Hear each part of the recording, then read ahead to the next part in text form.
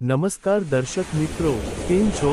આજ તારીખ 1 એપ્રિલ 2025 મંગળવાર, તિથિ ચૌથ અને આપ નિહાળી રહ્યા છો તાપી મિત્ર અખબારની યુટ્યુબ ચેનલ તાપી મિત્ર ન્યૂઝ।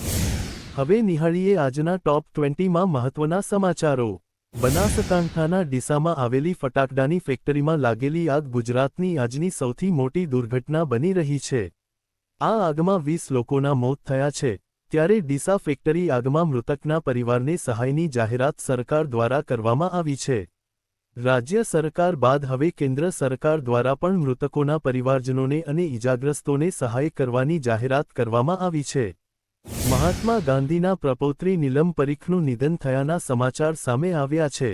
મહાત્મા ગાંધી બાપુના પ્રપૌત્રી નીલમ પરીખે નવસારી ખાતે જૈફ વયે અંતિમ શ્વાસ લીધા છે।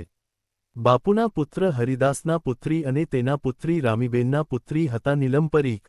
લગ્ન બાદ દાયકાઓથી નીલમ પરીખ નવસારી સ્થાયી થયા હતા। આવતીકાલે સવારે 8 વાગ્યે નીલમ પરીખની સ્મશાન યાત્રા નીકળશે। ગુજરાત સરકારને જીએસટી હેઠળ નાણાકીય વર્ષ 2024થી 25માં મોટી આવક થઈ છે। ગુજરાત સરકારને નાણાકીય વર્ષ 2024થી 25માં 73,281 કરોડની આવક થઈ છે। વર્ષ 2023થી 24ની સરખામણીમાં સરકારને આવકમાં 14%નો વધારો થયો છે।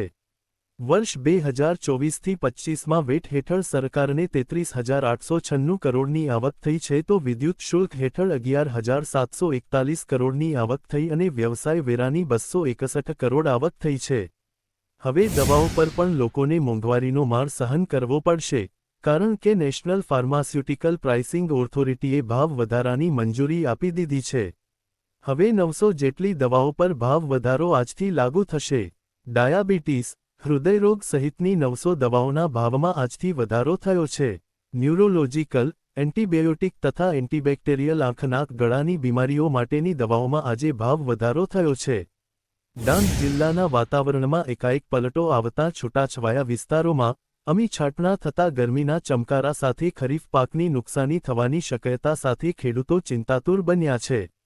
ડાંગ જિલ્લામાં છેલ્લા 3-4 દિવસથી અચાનક વાતાવરણ બદલાતા આકાશમાં કાળા ડિબાંગ વાદળો ઘેરાઈ જતા છૂટાછવાયા વિસ્તારોમાં માવઠું થતાં સમગ્ર પંથકમાં ઠંડરની લહેર વ્યાપી હતી, તો સાપુતારા આહવા સહિત આજુબાજુના વિસ્તારમાં અમી છાંટણા થયા હતા।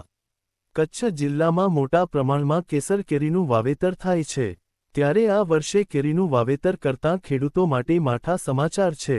જિલ્લામાં બદલાયેલા વાતાવરણના કારણે કેરીના ઉત્પાદનમાં મોટો ઘટાડો થવાની શક્યતા છે, જેના કારણે ખેડૂતોને મોટું નુકસાન થવાની સંભાવના છે।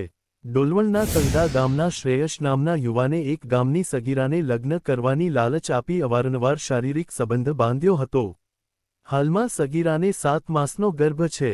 તેણીની માતાએ દીકરી સાથે દુષ્કર્મ કરી તરછોડી દેનાર યુવક સામે ફરિયાદ નોંધાવી હતી। ઉચ્છલના વડપાડાભીંત ગામ બહાર હાઈવેની સાઇડ ઉપર ઊભી હતી ત્યારે સગીરાને બોલેરો પિકઅપ ટેમ્પોએ અડફેટે લેતા ગંભીર ઈજા થવાથી બાળાનું મોત નીપજ્યું હતું। બનાવ અંગે ટેમ્પોના ચાલક સામે ઉચ્છલ પોલીસ મથકે માતા વનિતાબેન ગામિતે ફરિયાદ આપતા પોલીસે ગુન્હો નોંધી જરૂરી કાર્યવાહી હાથ ધરી હતી। ચીખલવાવ ગામના નિશાળ ફળિયામાંથી પસાર થતા વ્યારા માંડવી રોડ પરના ચીખલવાવ પ્રાથમિક શાળા પાસે મોપેડ બાઇક સ્લીપ થતાં ગામના જ દાદરી ફળિયામાં રહેતા બાઇક ચાલક યુવકનું ગંભીર ઈજાને કારણે સારવાર દરમિયાન મોત નીપજ્યું હતું। વ્યારાના ડોલારા ગામના વ્યારા જતા રોડ ઉપર ડોલારા ગામની સીમમાં રિક્ષા અડફેટે મોપેડ બાઇક સવાર કપુરા ગામના યુવકને ગંભીર ઈજા પહોંચતા તેનું સારવાર દરમિયાન મોત નીપજ્યું હતું। બનાવ અંગે ઇલેશભાઈ સુક્કરભાઈ ગામિતનાએ અજાણ્યા રિક્ષા ચાલક સામે તારીખ 27મી માર્ચે વ્યારા પોલીસ મથકે ફરિયાદ નોંધાવતા પોલીસે ગુન્હો નોંધી કાયદેસરની કાર્યવાહી હાથ ધરી હતી। સુપ્રીમ કોર્ટ ઉત્તર પ્રદેશ સહિત દેશભરમાં બુલડોઝરની કાર્યવાહીને લઈને કડક વલણ અપનાવી રહી છે। પ્રયાગરાજમાં સને 2021માં એક વકીલ, એક પ્રોફેસર અને 3 મહિલા અરજદારોના ઘર બુલડોઝર વડે તોડી પાડવામાં આવ્યા હતા। આ કેસની સુનાવણી કરતી વખતે સુપ્રીમ કોર્ટે મંગળવારે કહ્યું કે ઘર તોડવાની પ્રક્રિયા ગેરબંધારણીય છે। કોર્ટે કહ્યું કે મકાનો તોડી પાડવાની આ મનસ્વી પ્રક્રિયા પણ નાગરિક અધિકારોનું અસંવેદનશીલ ઉલ્લંઘન છે।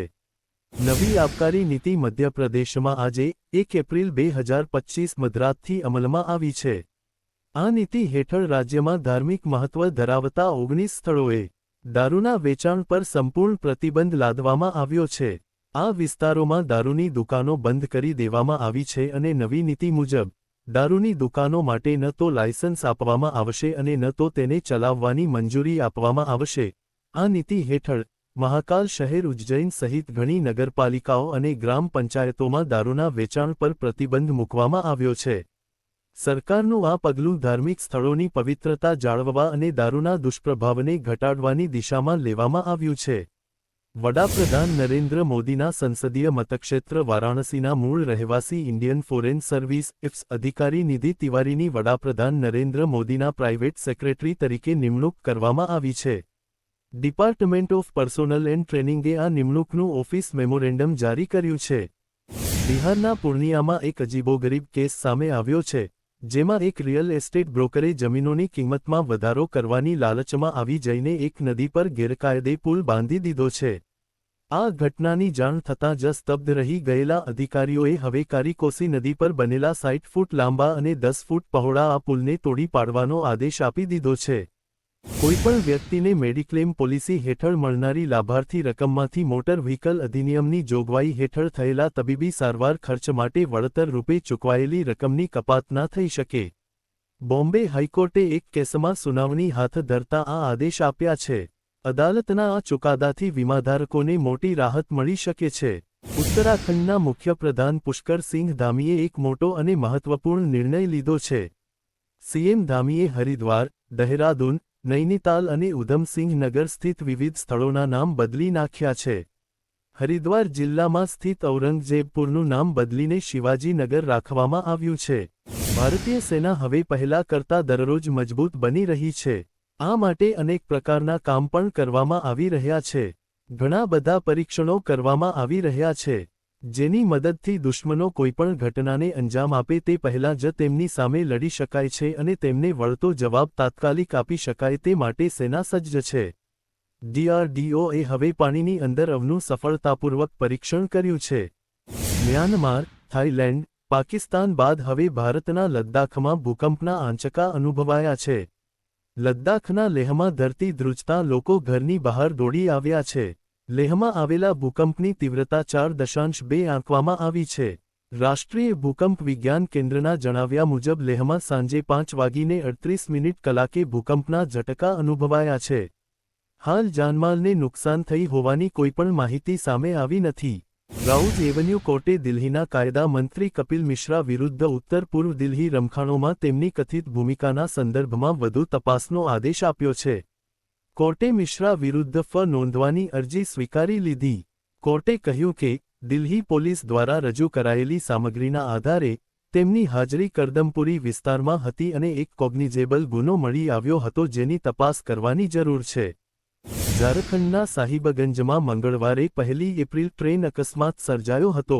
બરહેટેમ GR લાઇન પર 2 માલગાડીઓ એકબીજા સાથે અથડાઈ હતી।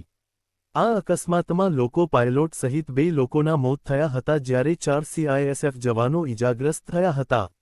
માલગાડીઓ વચ્ચે ટક્કરને કારણે તેમાં ભરેલા કોલસામાં આગ લાગી ગઈ। ઘણી ફાયર એન્જિનો ઘટના સ્થળે પહોંચી ગઈ છે અને બચાવ કામગીરી હજુ પણ ચાલુ છે। ટ્રાફિકના દંડમાં વધારો કરવામાં આવ્યા પછી હવે સરકાર નિયમોને વધુ આકરા કરવા જઈ રહી છે। આ અંગે તૈયાર કરવામાં આવતા નવા ડ્રાફ્ટમાં એવી દરખાસ્ત છે કે જો કોઈ વ્યક્તિ 3 મહિના સુધી ચલણની રકમ ન કરે તો ડ્રાઈવરનું લાયસન્સ સસ્પેન્ડ કરવામાં આવશે। આ ઉપરાંત જોખમી ડ્રાઇવિંગ અને રેડલાઇટ પાર કરવા જેવી 3 ભૂલ 1 વર્ષમાં કરી તો લાયસન્સ 3 મહિના માટે જપ્ત કરવામાં આવશે। દર્શક મિત્રો, આ હતા અત્યાર સુધીના સમાચારો। નવા અપડેટ મેળવવા માટે યુટ્યુબ ચેનલ સબસ્ક્રાઇબ કરવાનું ભૂલતા નહીં।